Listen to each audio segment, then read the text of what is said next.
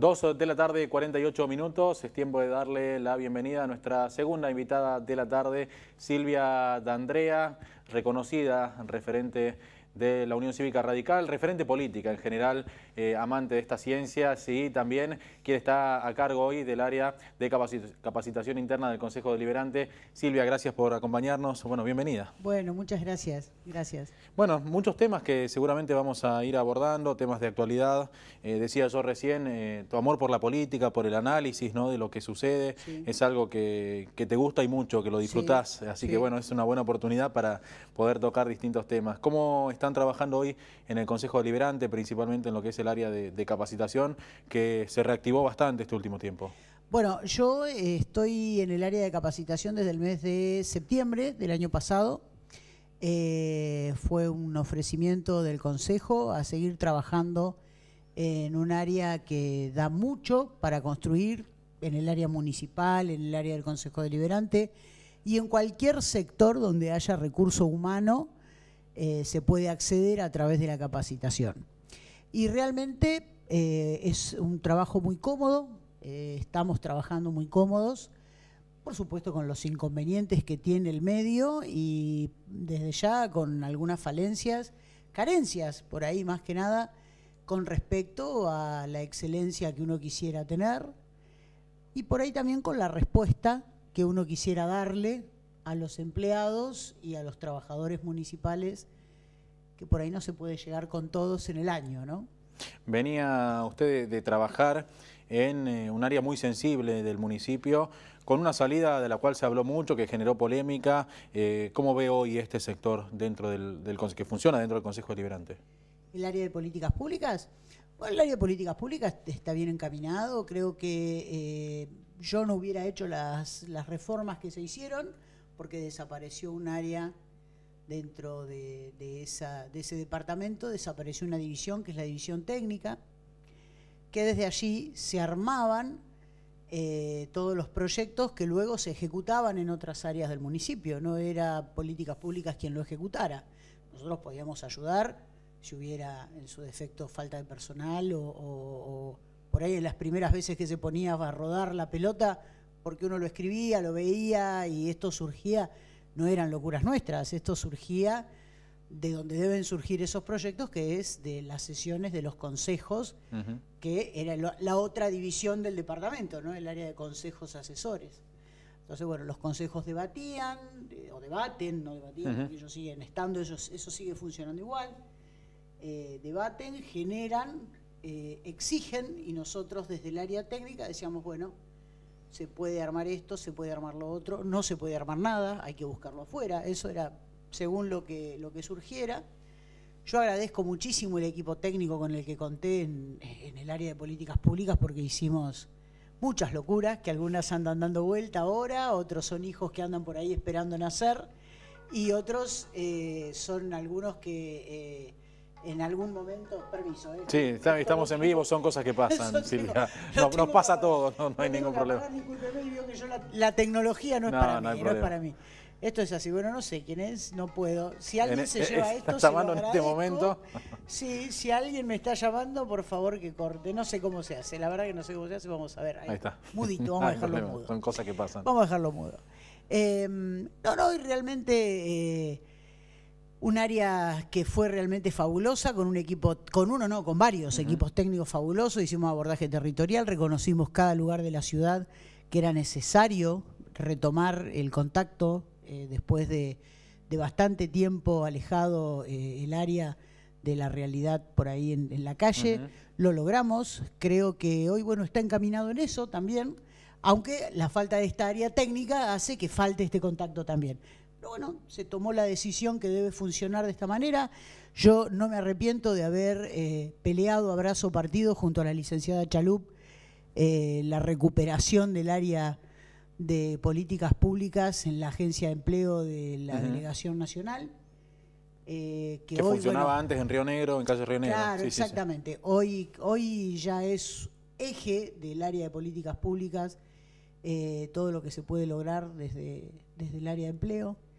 Y bueno, creo que eso está bien encaminado. Nosotros desde capacitación del Consejo Deliberante, como vivimos en el mismo edificio, colaboramos con esa área, en el área de capacitación, colaboramos con los centros de los cursos de introducción al trabajo, con el espacio físico, la tecnología que contamos, que gracias al esfuerzo de la gestión en el Consejo Deliberante es mucha.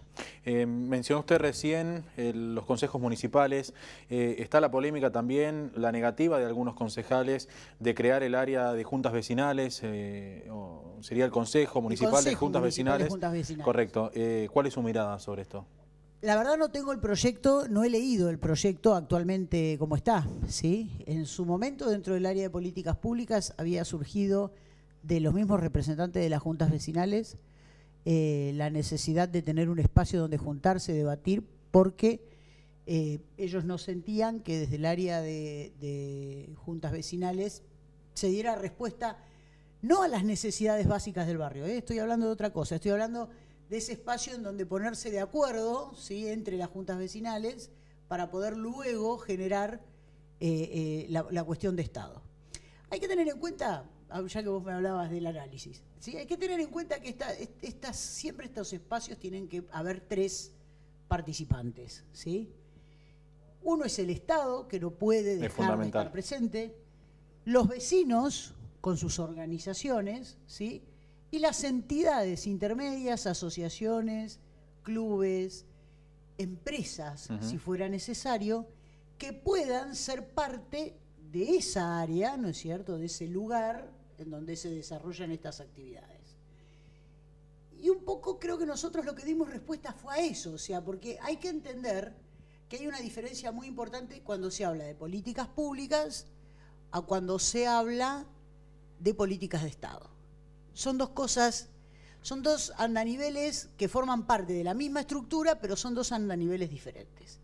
Entonces, las políticas públicas se generan desde el espacio de debate, desde la coyuntura, ¿sí?, dan respuesta en el momento, actúan en el momento sobre las necesidades que se están generando, y el Estado lo que debe hacer es generar esa política de Estado a través de la norma, a través de la creación de un área, o sea, eso definirá, por supuesto, el Ejecutivo y quienes deban definir cómo va a generar que esa política pública se transforme en una política de Estado.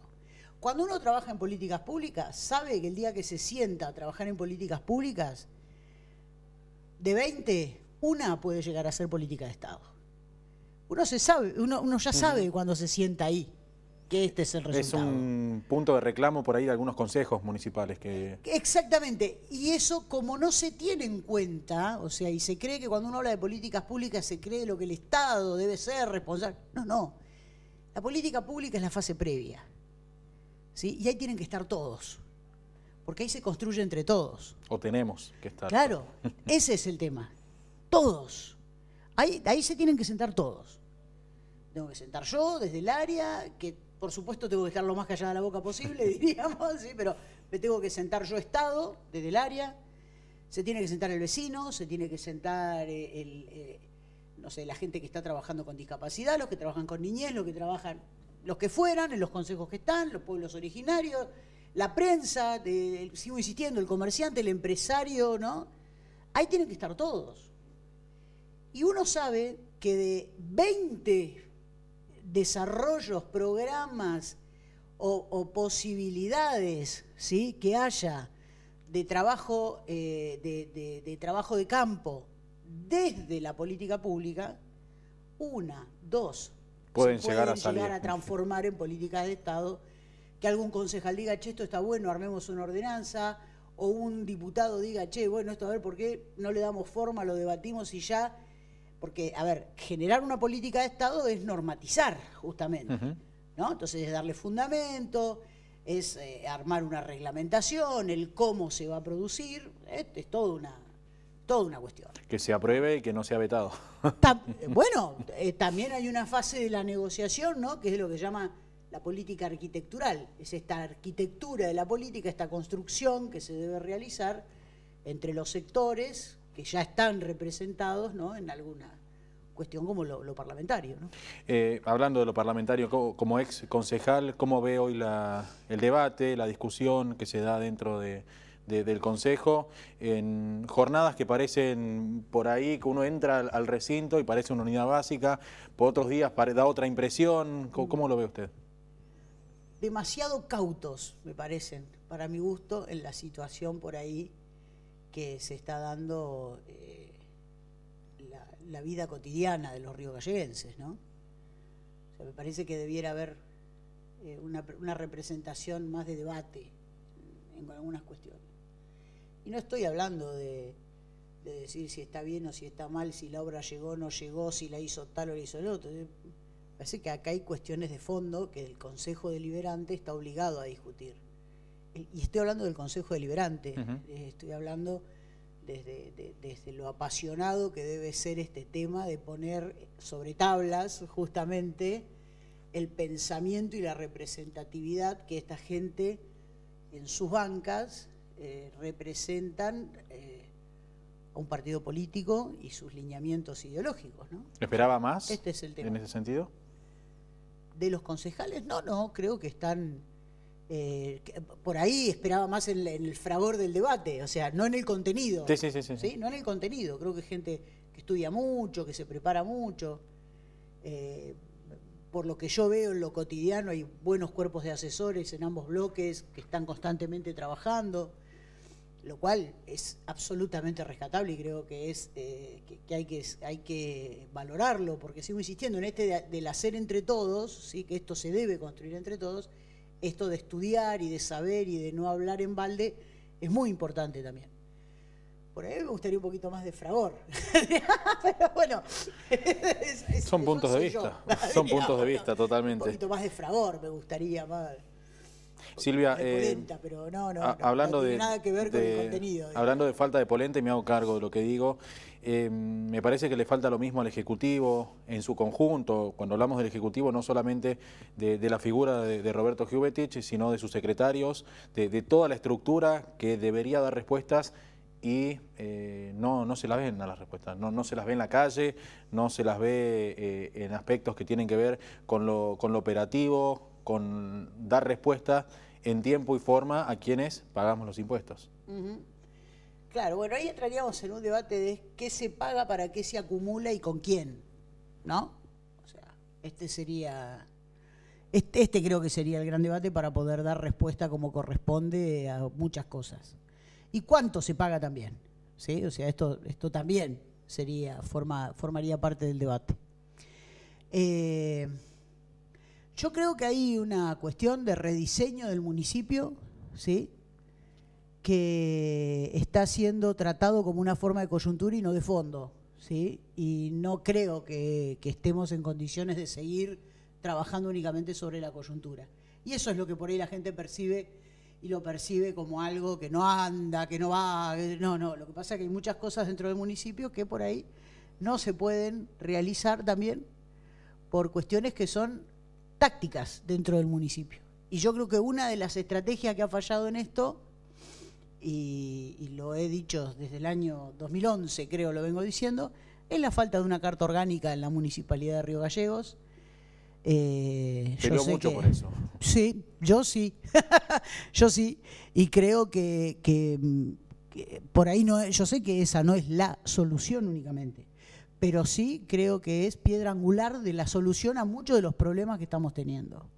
La capacidad de decisión y sobre todo la estructura económica del municipio y la estructura financiera del municipio, como la electoral se debe decidir en la carta orgánica, ¿no?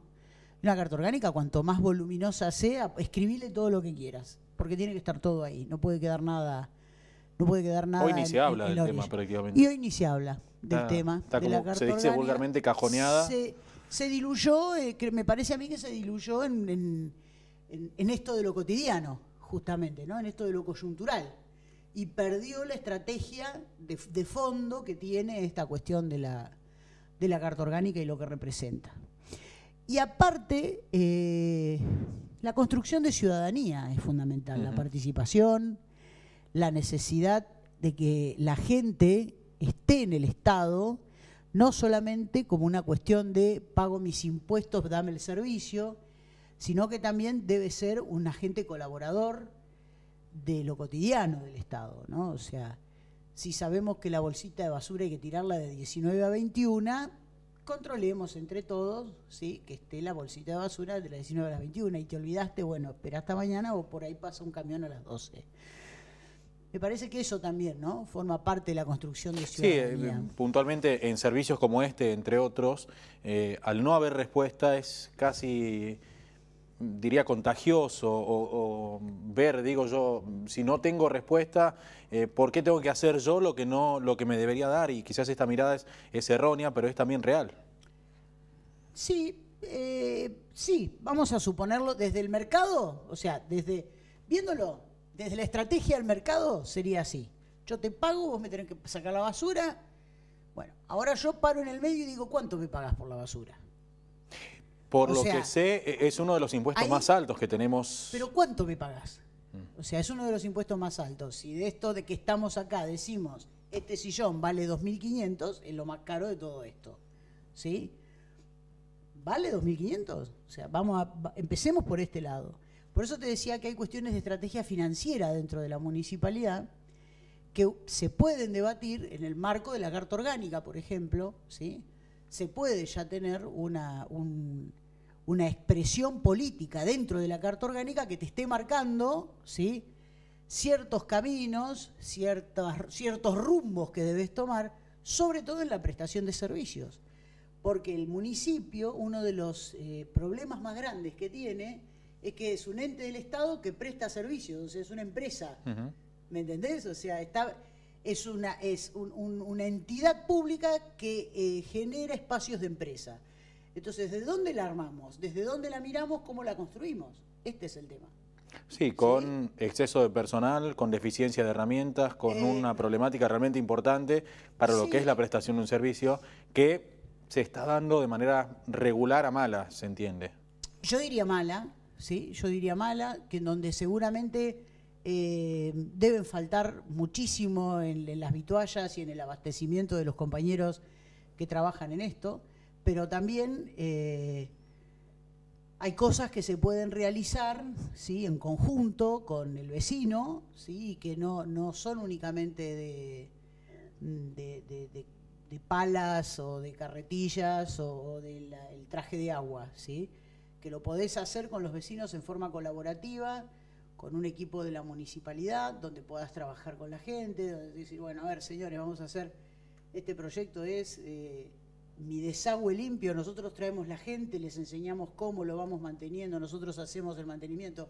O sea, estas cosas. El problema es que esto, ¿sí?, esto es lo que no se ve, lo que yo decía recién, es lo que no se ve, entonces no anima, no impulsa a que, a ver, yo veo que me están limpiando, en una de esas me acerco, además de darle un mate a quien está trabajando, aprendo, observo y la próxima vez trato de ocuparme, pero no puedo saber porque no los veo. Entonces es una rueda que se va haciendo. Creo que acá es una cuestión de poder definir en el municipio hacia dónde vamos con estas cuestiones de la jefatura o el gerenciamiento. Este es el tema, ¿sí? Hay sectores de la municipalidad que deben estar pensados como un gerenciamiento. En Río Gallegos debe ser el único lugar, no solo que sea un problema, pero debe ser el único lugar en el mundo que la basura da pérdida. La basura es riqueza, es plata en cualquier lugar del planeta. Es combustible, es todo. En cualquier lugar del planeta. Acá debe ser el único lugar en el mundo en donde genera déficit, en donde no da ganancia, no te voy a decir genera donde riqueza. Contamina, donde ingresan menores, donde... Todo. No hablo únicamente del vaciadero, hablo de la generación del residuo, ¿sí? Hablo de la generación de los residuos en general. Entonces, ante esa problemática, o sea, yo no creo nunca en el purismo, ¿no? Yo no creo que haya una visión pura, única, ¿no? Ah, este es el norte, vamos para este lado. Pero sí hay cuestiones estratégicas, ¿sí?, en donde uno, que forma parte del lugar, lo que se llama un análisis subjetivo de la realidad, yo no puedo tener una solución objetiva cuando soy parte subjetiva del problema. ¿Sí? O sea, este es el tema. Me encanta porque se aprende, pero muchísimo. Ese es el tema, ¿no? Entonces, esta es la cuestión. Yo no puedo ser objetivo sobre algo donde soy subjetivo del problema. ¿No? Este es el tema. ¿Viste cuando se hablan de la ciencia objetiva? Sí. Bueno, Una ciencia subjetiva cuando el objeto de estudio es sujeto del problema también. Entonces, si yo todos los días saco la bolsa de basura, no puedo ser objetiva sobre la recolección. Esto es lo que, diríamos, cerrando un poco el paquete, es eso. Pero la realidad es esta, que como Estado debo estar preparado para poder generar esta objetividad sobre este problema subjetivo. Que creo que esa es la respuesta que la gente está esperando. Que la gente no debería esperarla solamente, o sea, podría participar también. Totalmente, sí, totalmente. Podría participar porque tenés espacios como la Agencia Ambiental, por ejemplo, en Río Gallegos, que me saco el sombrero los trabajos que hacen, y realmente es impresionante lo que hacen con respecto al cuidado de la costanera, pero todavía no trasladamos la zona industrial, no sabemos a dónde va a ir a parar. ¿Me entendés? O sea, entonces tenés un gran trabajo de una pequeña área, ¿sí? Y un pequeño trabajo de un gran sector que ya debiera tener su propia definición. O sea, no estoy hablando de que la municipalidad o la provincia o la nación le diga a ustedes se van para allá. A ver, los mismos industriales, los generadores, los frigoríficos, ¿sí? Es este tema que viene debatiéndose hace 10 años en Gallegos, ya debieran tener una definición política sobre dónde y para qué irse a tal lugar. Yo no sé si hay siquiera, sé lo que hay en la UMPA, por ejemplo, con la gente del área de geografía, la gente de historia, sé, y de recursos también, sé que hay muchos estudios sobre dónde se podría tener, dónde deberían estar, pero yo no sé si eso ha llegado alguna vez a algún debate un poco más profundo o algún interés, algún ámbito de definición. Algún interés por quienes deben tomar las riendas en este tema. Claro, no sé, esa parte no podría decir ni está bien ni está mal porque no sé si alguna vez se realizó. No, te invito ahora a que nos vamos a una pausa, pero antes quiero pedirte de 1 a 10 al Ejecutivo actual en su conjunto, ¿qué le pondría? Voy a ser, te diría que hasta doctrinaria con esto. Le vamos a poner un 5. ¿Sí? Vamos a poner un 5. Vamos a poner un 5 porque está a mitad de gestión. O sea, vamos a poner un 5 por muchas cosas, ¿sí? Porque creo que las cuestiones personales también tienen que ver con las definiciones, ¿sí?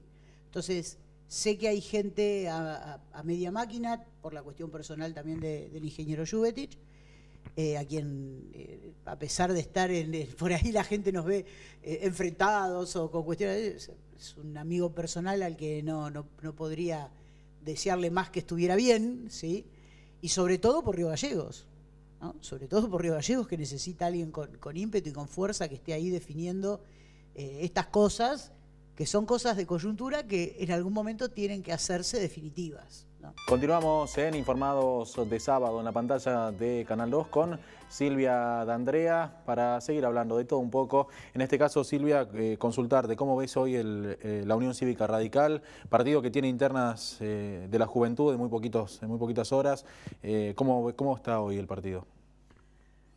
A ver, ¿cómo está hoy el partido? Y creo que hoy hay una cuestión de representatividad, ¿sí?, que está floja en la militancia, diríamos, ¿no? O sea, la representatividad de la Unión Cívica Radical, diríamos, cuantitativamente, no dudo, cualitativamente de los afiliados a la Unión Cívica Radical.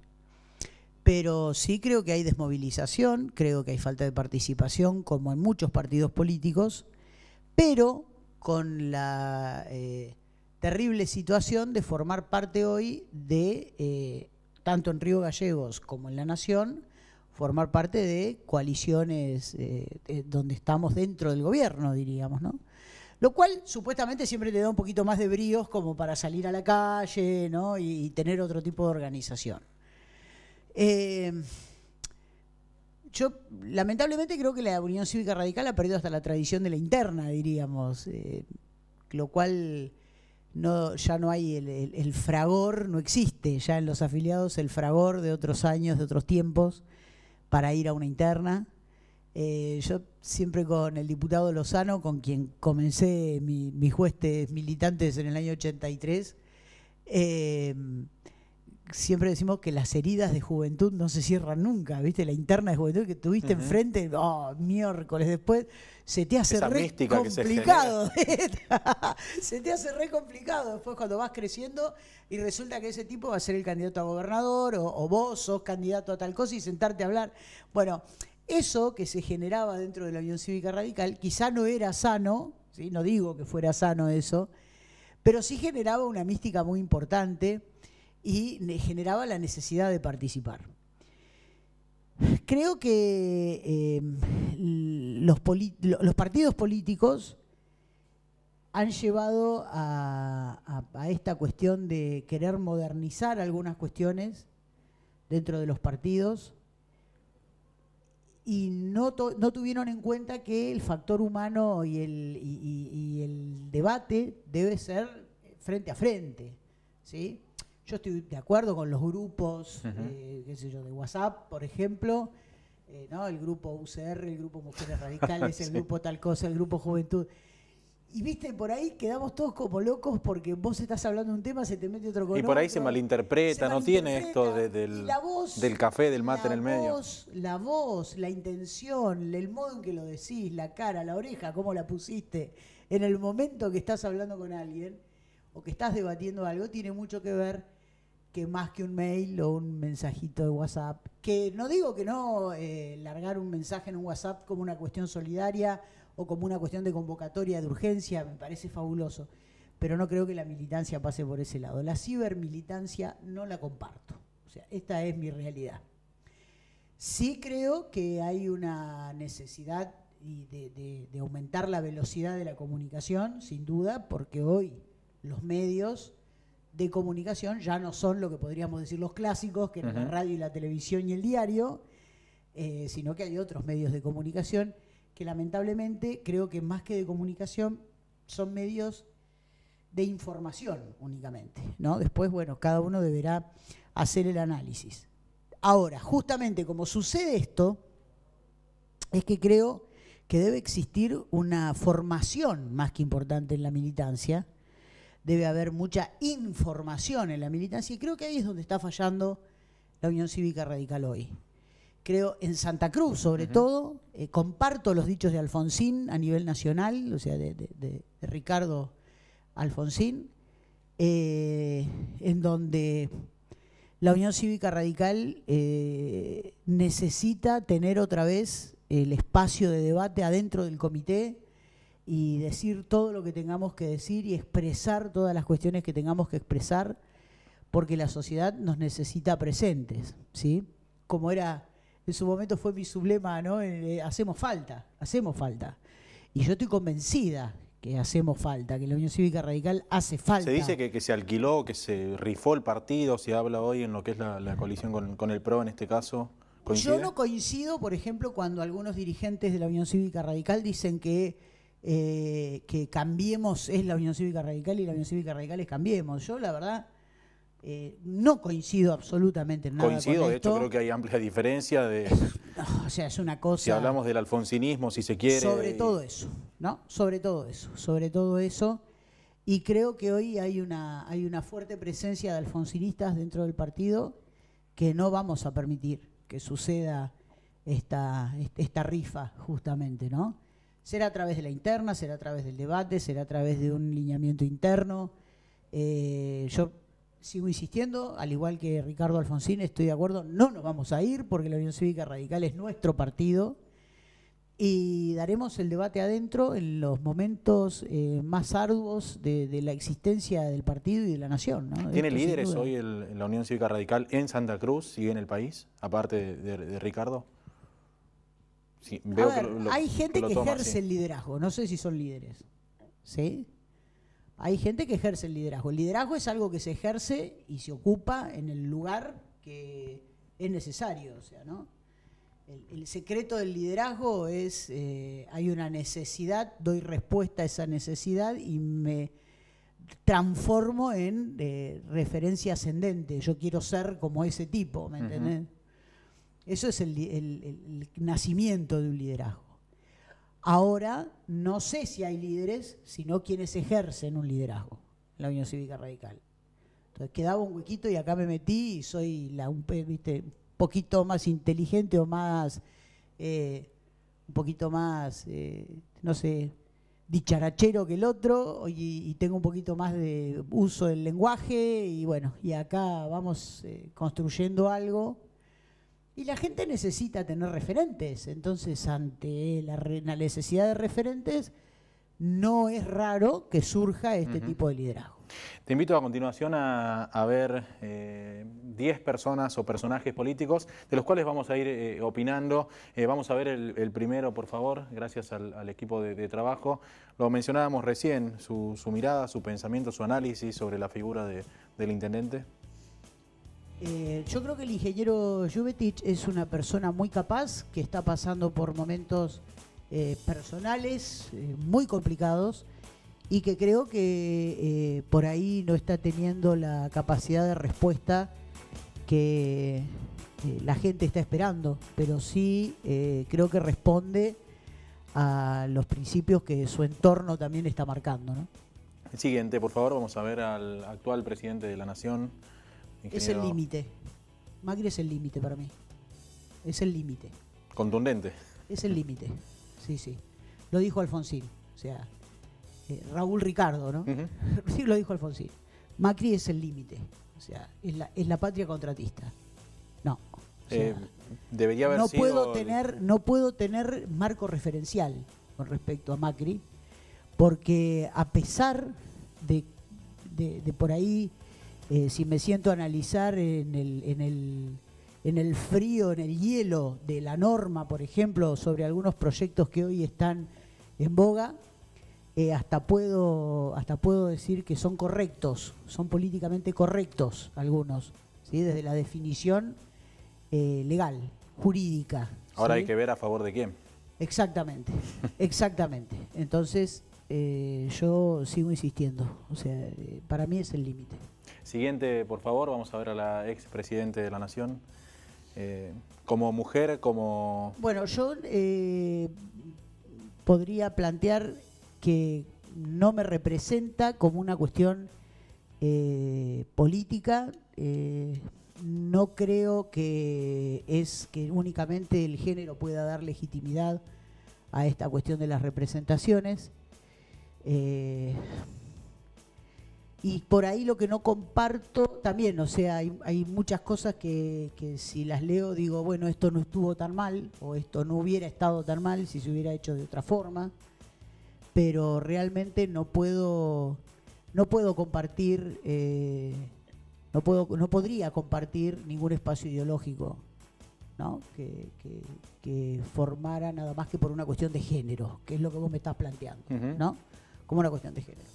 Una mujer política que hace política y que creo que ha sido también para muchos santacruceños referente desde sus comienzos, y en la Argentina, por supuesto, debe haber construido políticas y sectores políticos que siguen apoyando su modalidad, la cual no, para mí no es lo mejor forma, y lo peor, ¿no? que hizo en su gobierno. No podría tener hoy una balanza de lo mejor y lo peor. No podría tenerlo, porque hay cosas, a ver, no sé, hay cuestiones sobre la definición de financieras, por ejemplo, de la Argentina, el plano de los derechos humanos, ¿sí? Pero son cosas que también entiendo que la coyuntura hacía que en el devenir de la política internacional estas cuestiones iban a pasar. Y se tomó las definiciones políticas que se debieran tomar en su momento, diríamos, ¿no? Esto era como una corriente, ¿sí? Ya venía por decantación, se venían dando, y bueno, era necesario, ¿no? Cuestiones de definición, ¿es cierto? Que se venían dando. Pero yo no podría decirte hoy una balanza de lo positivo o lo negativo. Creo que hay que tener un poquito más de visión histórica sobre la cuestión, ¿no? Vamos a ver el siguiente, que no podíamos no ponerlo, con su presencia hoy acá. No, bueno, pero el doctor Alfonsín creo que ya está más allá del bien y del mal, o sea, no podés decir ni lo bueno ni lo malo, ni lo lindo ni lo feo. O sea, el doctor Alfonsín es el tipo que construyó, fue el único que tuvo capacidad de construir ciudadanía en este país. El único. De él en adelante, nadie tuvo capacidad de construir ciudadanía. Si nosotros sobrevivimos como sociedad a los últimos 30 años de los embates de la patria financiera, de la patria contratista, de la militar y de todos, fue gracias a que Alfonsín en el 83 fue presidente. Fue gracias al juicio a las juntas. Fue gracias a la vez que se le paró de mano a los muchachos, no solo en la rural, sino dentro del mismo Tedeum, ¿no es cierto? Y les digo, no, a ver, el divorcio vincular, acá hay algo que tenemos que defender, el derecho de las mujeres, o sea, no, todo eso fue la construcción de ciudadanía. Creo que tuvo por ahí un mal manejo, no sé si un mal manejo o un manejo desconsiderado del uso de la comunicación, ¿no? O sea, me parece que por ahí fue un producto mal vendido, ¿sí? Desde el mismo radicalismo estoy hablando, ¿eh? Bueno, influenciado también por las presiones monopólicas y las presiones... Por supuesto, o sea, la famosa frase de Mañeto de vos no nos servís más, o sea, eso es algo, pero más claro, imposible, ¿no? Vamos a ver la siguiente imagen, en este caso nuestra gobernadora de la provincia, la doctora Alicia Kirchner. Creo que es una trabajadora incansable que no es del mundo de la política, y los embates y problemas que está viviendo es porque no está trabajando en el mundo que ella conoce. En el caso, más hace referencia a lo social, a lo que se dedicó siempre con gran esfuerzo. Sí, a la cual hay que rescatar y destacar, no sé, como una trabajadora incansable de lo social, ¿no? Pero la pusieron a jugar de punta y no, pobre, no sabe marcar la cancha. Entonces, ¿Es reversible la situación que tenemos hoy? En general, ¿no? Cuando hablamos de lo económico, de lo financiero, de lo social. Siempre una situación es reversible, en cualquier estadio es reversible, excepto cuando ya llegás al estadio de la exclusión, ¿no? O sea, cuando tenés un tipo que es marginal, excluido, no tiene retorno porque... Digo, en lo que queda de gestión, me por expresé eso, mal. o sea, pero me refiero a que siempre vos tenés una posibilidad de retorno. Creo que deben ser construcciones colectivas urgentes las que se debe convocar, ¿no es cierto?, en Santa Cruz. Sigo insistiendo, esto se hace entre todos. No puede quedar nadie afuera en la discusión.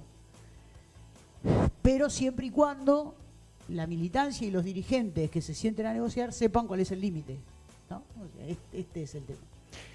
¿Por dónde pasa el límite, no? Silvia, hace poquito se nos fue alguien y lo vamos a ver a continuación en la siguiente imagen. Bueno, personaje total que tenía lo que fundamentalmente tiene que tener cualquier dirigente político y es sentido común. O sea, Pirincho yo creo que se movía con sentido común, ¿no? O sea, él era una cosa así y era un intocable. Nos acordábamos con Pedro Mancilla el día del fallecimiento de Pirincho, nos encontrábamos y bueno, despidiéndolo, ¿no? Y decíamos el día que los municipales toman la puerta de la municipalidad con fuego y los cánticos y todo, ¿no? Pirincho estaba en su oficina, ¿sí? Y Ernesto Cruz, quien era su secretario de gobierno, tenía la oficina sobre la avenida San Martín y Pirincho sobre Doctor Alfonsín. Pirincho tenía la ventana abierta, por ejemplo, ¿sí? ¿No? Estaba ahí, seguía atendiendo gente, y bueno, ya atendía a la gente del gremio, atendía a los otros. Y a Ernesto hasta le colgaron una cabeza de chancho, ¿no? en la ventana. Le querían prender fuego a la oficina. Y Pirincho era como si no estuviera dentro de la municipalidad. Era intocable, ¿no? Era un intocable. El tipo era un intocable, la gente era incapaz de pensar que esto, o que cualquier conflicto pudiera ser obra o que pudiera estar en el pensamiento de Pirincho. Siempre eran los malos, los de alrededor, y realmente un tipo muy gracioso. Bueno, yo tengo los mejores recuerdos de Pirincho de muy chica. Mi papá militaba con Pirincho en su momento y los mejores recuerdos los tengo también en el espacio de la paritaria, ¿no? O sea, a mí me tocó ser paritaria en el final del gobierno de lo de Raúl Cantil. Pero lo lo de Pirincho es algo impresionante. Es algo impresionante y su manejo dentro de la interna, ¿no? También. Este aspecto conciliador, dialoguista. Un tipo capaz de charlar con todos y muy seguro siempre de esto que si bien había, o sea, que uno podía esperar que alguien pensara en una solución, siempre la construcción era colectiva, ¿no? Su formación cooperativista hacía que el tipo te dijera, mirá Silvia, ¿sabés que yo te puedo dar solución a este tema? X problema con el sindicato, suponete. Yo te puedo dar solución a este problema, pero si no logramos que esto y esto también tenga solución, la solución va a ser de un conjunto minoritario y vamos a tener más conflictos que soluciones. Entonces, siempre era un tipo que siempre pensaba esto, ¿no? Que podía haber uno que pensara, ¿no? Él no decía que no, ¿sí? Que podía haber una persona que pensara y que generara, pero que la solución y la construcción debía ser colectiva, ¿no? Vamos a ver la siguiente imagen, por favor. Lo mencionó recién también. Mi amigo Pedro Mancilla. Mi amigo Pedro Mancilla. Muy sonriente en la foto, por cierto. Muy sonriente, la verdad que muy buena. No la había visto esta foto de Pedro Mancilla. Pedro Mancilla es un laburante devenido en dirigente que tiene la capacidad de observar lo que otros no ven.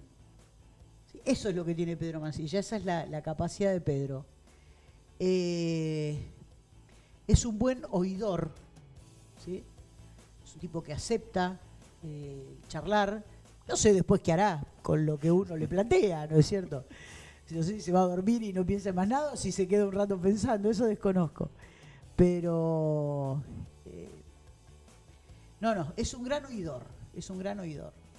Y eso lo lleva también a construir, ¿sí? A construir. Y creo que es una de las figuras que respeto en su concepción, ¿no es cierto? Él es un laburante devenido en dirigente, ¿sí? O sea, la gente lo sentó ahí. Pedro Mancilla no salió a rosquear, a negociar. La gente lo sentó ahí. Y que ya sea su tercer mandato y que gane siempre por el 50% con el segundo. Si eso y que siga sólido dentro del claro, eso te está demostrando. Eso te está demostrando que sin duda habrán más contentos y menos contentos. Habrán los que les será indiferente. Pero sin duda el tipo da respuesta y continúa siendo sólido en la construcción que realiza, ¿no? Y eso únicamente sucede, y más en la dirigencia sindical, únicamente sucede cuando la gente está convencida no solo que tiene un buen dirigente, sino que tiene un dirigente honesto.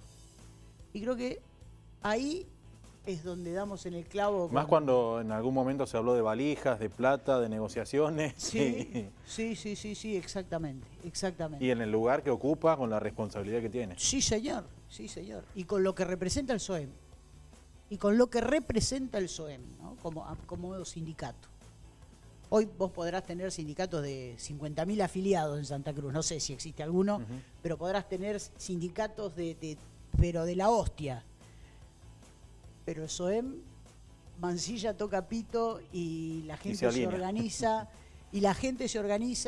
y se organizan los que están con Mancilla y los que no están con Mancilla también, por las dudas. Y la gente se organiza. ¿Ves? O sea, eso es lo que tiene el SOEM, ¿no? No estoy hablando de Pedro Mancilla. El SOEM como corpus, el SOEM como gremio, esté quien esté, ¿sí? Esté quien sea su secretario general. Los municipales afiliados al sindicato sienten el sindicato como propio, cosa que yo creo que no pasa en otros sindicatos. En otros sindicatos, es así. Vamos a ver la siguiente foto, por favor. Bueno, trabajó hace mi amigo, Carlos. Mi amigo Carlos Prades.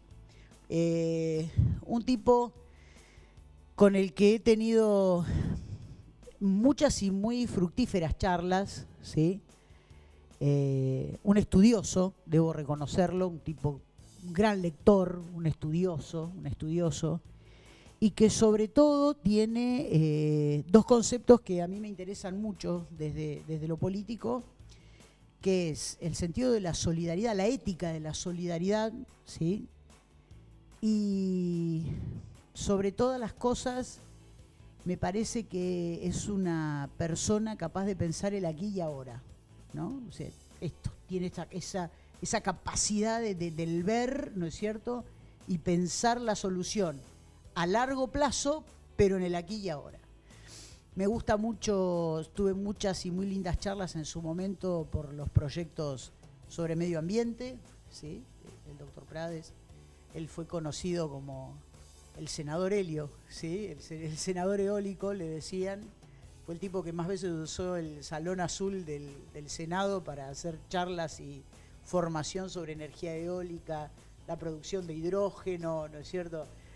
Tipo que una visión del futuro bastante importante, y un gran defensor de la soberanía.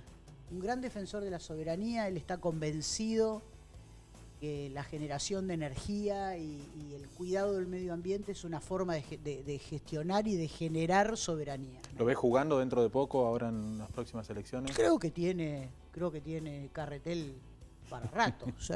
Creo que es un tipo que tiene, aparte intelectualmente tiene una formación, ¿no es cierto?, que le da una sobrevida para rato. Nos quedan dos imágenes. Vemos la siguiente, por favor. Está ahora el titular de IDUB, referente político de la ciudad. Pablo Grasso, bueno, con quien tuve la deferencia de compartir en algún momento el Consejo Deliberante. Si bien no comparto muchas cuestiones de su modelo de construcción, ¿sí? Creo que es uno de los tipos que promueve la formación de liderazgos, ¿no? O sea, si bien, bueno, se lo ve como alguien, no lo conozco profundamente, ¿no? Pero se lo ve como alguien personalista, diríamos, que puede tener una presentación muy personal de todo su equipo, ¿no? Y todas estas cuestiones. Creo que es un tipo que permite los desarrollos, permite el desarrollo de los liderazgos, ¿no? Y eso creo que es lo más rescatable. Después no podría hablar de su gestión en el IDUB, por ejemplo, si me querés preguntar de algo, porque no la conozco. No. O sea, sé de lo que aparece en el diario, diríamos, no tengo un gran contacto con él, lo he visto 2 o 3 veces nada más. Pero sí creo que tiene esa capacidad de, si yo no lo sé, hacelo vos. O sea, tiene esa capacidad de acomodarse ahí. Tiene esa capacidad de, viste que Bielsa, por ejemplo, viste que dice que cualquiera que practique todos los días media hora pateando derecha, izquierda, va a jugar con derecha o con izquierda, va a poder encararle al arco. Pero ver la jugada media hora antes, cuando te parás en la línea y miraste el campo y decís, aquel va a jugar acá, entonces yo tengo que entrar por acá, hay pocos, ¿no? Esos son los tipos que saben armar la jugada, nada más. Vamos a ver el último, estamos ya medio cortos de tiempo. Eduardo Costa. Bueno, Eduardo, a ver, con Costa creo que la Unión Cívica Radical en Santa Cruz ha cambiado construcción de poder por liderazgo, justamente, ¿no? Se ha monopolizado en la figura de Eduardo, pero creo que no solo él lo promovió, o sea, él lo promovió, pero los radicales aceptaron esta situación también. Y para mí eso es lamentable, porque yo no creo en las construcciones monolíticas, creo en la participación, creo en el movimiento del colectivo. En el movimiento colectivo, exactamente. Y lamentablemente yo no sé si es su intención, y esto quiero aclararlo, no sé si es la intención de Eduardo Costa, porque yo las veces que hablé con él, hablé de cuestiones políticas puntuales. La última vez fue en la convención de diciembre en Calafate, donde hablamos de cuestiones puntuales, con el cual siempre el mayor de los respetos nos ha imbuido en el momento que hemos charlado. Yo lo siento de esa manera cuando hablo con él. Y no sé si es únicamente Eduardo Costa el que piensa que la Unión Cívica Radical debe hacer lo que Eduardo Costa cree. Creo que lamentablemente desde el sofá, viste, mirando televisión, muchos decidieron que Eduardo Costa haga lo que quiera con la Unión Cívica Radical de Santa Cruz. y bueno, o sea, son definiciones políticas que se toman, ¿no es cierto? Son definiciones políticas que se toman y que se toman en este contexto, ¿no?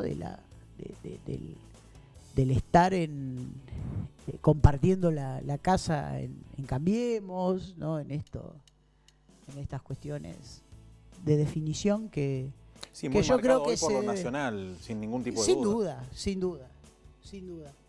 Pero la verdad a mí no me representa su modo de gobierno, ¿sí? Dentro de la Unión Cívica Radical. No creo que sea un mal representante de los santacruceños en el Senado, como no lo fue en la Cámara de Diputados, porque creo que ha sido un buen representante en lo legislativo, pero no comparto su construcción partidaria, ¿sí? No comparto su construcción partidaria. Bueno, así como fui a la interna en la última junto con el doctor Prades, si habría que ir de nuevo, iría. O sea, no hay ningún problema, diríamos, porque la posición sigue siendo la misma. Silvia, gracias por venir, esperamos que te hayas sentido cómoda. Sí, por favor. Y las puertas, bueno, están abiertas para cualquier tipo de necesidad, como tratamos de hacerlo siempre. Y bueno, principalmente gracias por estar hoy un fin de semana, a esta hora que habitualmente uno está en la casa o está abocado a otras actividades. Sí. Estar acá con nosotros es importante, así que gracias por venir. No, por favor, muchísimas gracias y muchas gracias a toda la gente que hoy forma parte del área de capacitación de la municipalidad, del Consejo Deliberante, y estamos trabajando arduamente. Ahora ya empieza todo lo que es la producción de los planes, los nuevos planes de educación para adultos, ¿no es cierto? Nosotros, si bien seguimos con el FINES, con la gente que ya teníamos, estamos abocados a reorganizarnos también para estas nuevas modalidades de formación integral.